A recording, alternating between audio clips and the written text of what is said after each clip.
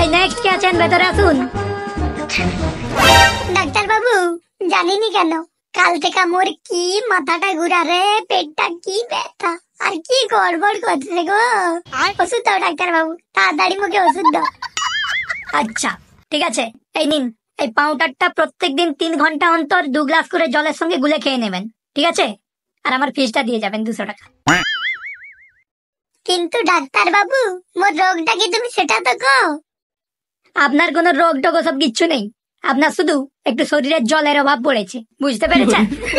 আর এই সামনের দাঁতগুলো আপনার খুব একটা ঠিক লাগছে না, কি করে হলো এরকম?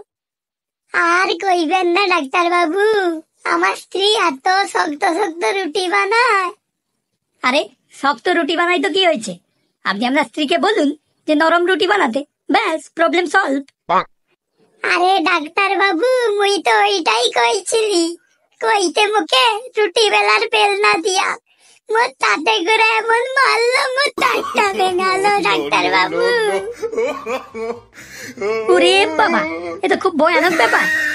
জান আপনি, আপনাকে ফিস দিতে হবে না, আপনার ফিসটা আমি মাফ করে দিলাম।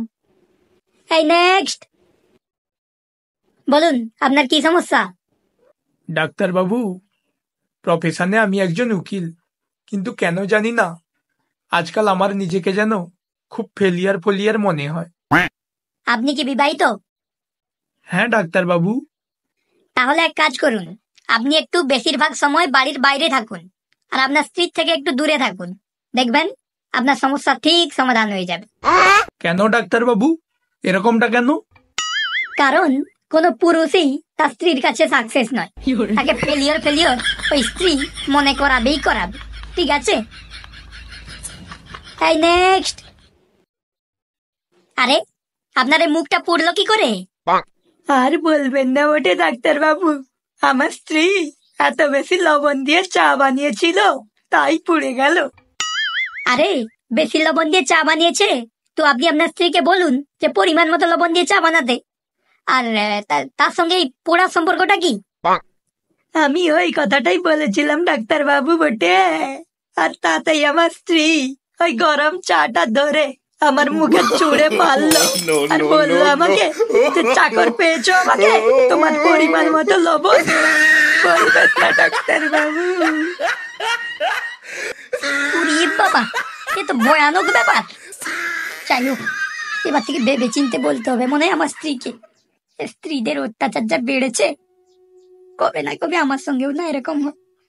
জানি না কোন ডাক্তার দেখাবো তখন। আচ্ছা ঠিক আছে, আপনি বাইরে দোকানে চলে যান, আপনাকে ওষুধ দিয়ে দেবে। এই নেক্সট কে আছেন, চলে আসুন। ডাক্তার বাবু আমাকে বাঁচান, ডাক্তার বাবু আমাকে বাঁচান আপনি। আরে কি হলো আপনার? আপনাকেও কি আপনার স্ত্রী চা ছুঁড়ে মেরেছে নাকি? না ডাক্তার বাবু, আমি আসলে কালকে রাতে স্বপ্ন দেখেছিলাম যে আমি হোটেলে বসে চাউমিন খাচ্ছি। আরে আপনি হোটেলে বসে চাউমিন খাচ্ছেন, তাতে আমার কাছে আসার কি দরকার? আপনি স্বপ্ন দেখেছেন তো, এ তো ভালো ব্যাপার, এতে আবার সমস্যা কোথায়? কিন্তু ডাক্তার বাবু, আমি সকালে উঠে দেখি আমার বিছানায় আমার তারওয়ালা হেডফোনটাই নেই, মনে হয় কে ফেলেছি।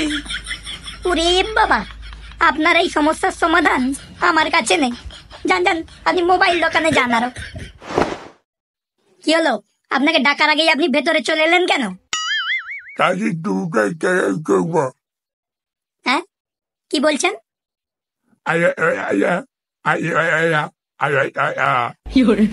ও বুঝে গেছি, আপনি তোতলা, তা এখানে এসেছেন কেন? যাই হোক, এসেছেন যখন, আপনাকে একটা ডাক্তারের নাম লিখে দিচ্ছি, উনি তোতলা স্পেশালিস্ট, ওনার কাছে আপনি চলে যান। দিল রে আমার চেম্বারটাকে পুরো গুটকায় ভরে দিল রে। আরে স্যার, এত সময় ধরে তো আপনাকে আমি এটাই বলছিলাম যে থুতুটা কোথায় ফেলবো, আপনি তো কিছুই বললেন না, তাই এখানে আমাকে ফেলতে হলো। সে যাই পারে হোক, আপনি কাস্টমার, উপরওয়ালা সরি, আপনাকে আর কিছু বলতে পারি না। বলুন আপনার সমস্যাটা কি? ডাক্তার বাবু, আমি না ঘোড়ার মতো দৌড়ি আর গাধার মতো খাটি সারাদিন, আর হাতির মতো খাই, তারপরেও যেন কিরকম কুত্তার মতো আমি দুর্বল হয়ে পড়ি। ডাক্তার বাবু, আপনি বলুন এখন আমি কি করব? আপনার এই সমস্যার আমার কাছে কোনো সমাধান নেই। যান আপনি পশু চিকিৎসকের কাছে যান, কিন্তু যা করবেন করুন, কিন্তু এখান থেকে যান। ডাক্তার বাবু, আমার ছেলেটা সাইকেলের চাবি গিলে ফেলেছে, আপনি একটু তাড়াতাড়ি বের করে দেন। তা কতক্ষণ আগে আপনার ছেলেটা চাবি গিলে ফেলেছে? আগে ডাক্তার বাবু 6 দিন আগে। তো 6 দিন আগে খেয়েছে, তো আপনি এখন আনছেন কেন? আসলে ডাক্তার বাবু, আমার সাইকেলের আরেকটা চাবি ছিল, আর সেটা নেই আমি আজ পর্যন্ত কাজে যাচ্ছিলাম, কিন্তু সেটাও ডাক্তার বাবু আজকে হারিয়ে গেল। তাই আপনি তাড়াতাড়ি একটু ডাক্তার বাবু চাবিটা বের করে নিন, আমাকে কাজে যেতে হবে ডাক্তার বাবু।